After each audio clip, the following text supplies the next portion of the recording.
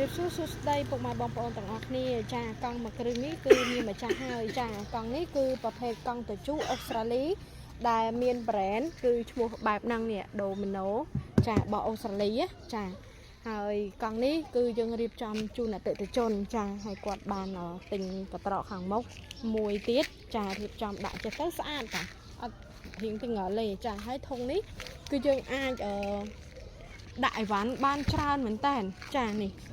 ណែឃើញអត់ខាងក្នុងគេក៏ខ្ចីញញថ្មីដែរចាហើយងាយស្រួលដាក់អីវ៉ាន់កុំឲ្យត្រូវទឹកត្រូវអីគឺត្រូវម៉ាច់ហ្មងចាអញ្ចឹងបងណាដែលគាត់ត្រូវការដឹកអីវ៉ាន់បែបកុំឲ្យត្រូវទឹកត្រូវអីគឺត្រូវហ្មងហើយអត់ទៅណាមាំខ្លាំងមែនតើសំបីអាចតុលគេក៏គាត់ធ្វើមាំដែរចានេះបោះ brand អូស្ត្រាលីកែបគេកែបស៊ីនដែរ original ទឹកថ្នាំនេះទឹកថ្នាំស៊ីនគាត់តែយើងបាញ់រក្សាទឹកថ្នាំមកវិញភ្លឺលលោងអញ្ចឹងទៅចាហើយកង់នេះក៏មានដៃហ្គាមានសផ្លេចាមានភ្លើងចាសម្រាប់បំភ្លឺយប់ប្រលប់ឡើងហើយមានលីបលេខ1លេខ2លេខ3សម្រាប់យើងសេរីអញ្ចឹងទៅចានេះកង់នេះគឺ48វ៉ុល20អាំពែអញ្ចឹងសម្រាប់បងណាដែលគាត់មានតម្រូវការឬក៏ចង់បានកង់អាគុយពពុះធាក់ជំរុញលបូតច្រវាក់ដាច់ច្រវាក់ក៏អាចប្រើបានដែរឲ្យតែមានអាគុយមូហ្គា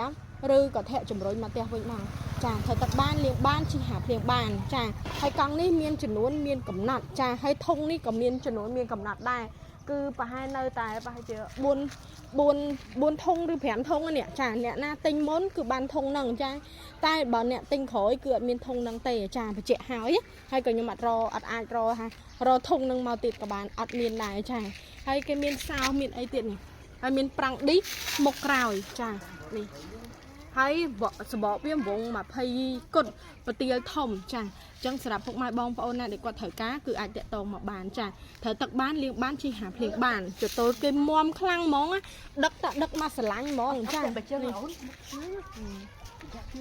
ញ្ចឹងបងណាដែលគាត់ត្រូវការឬមានចំណាប់អារម្មណ៍អាចតាក់ទងមកបានចាចំនួនមានកំណត់ហើយប្រហែលខ្ញុំគិតថានៅស្រុកខ្មែរយើងមានតែប្រហែលគ្រឿងហ្នឹងនេះចាអ្នកដែលបានប្រើចាអរគុណច្រើនជូនពរហែងបងស្រីនៅខាង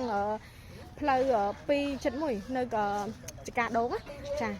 រៀបចំដាក់ល្ងាចហ្នឹងឲ្យជូនគាត់ដែរ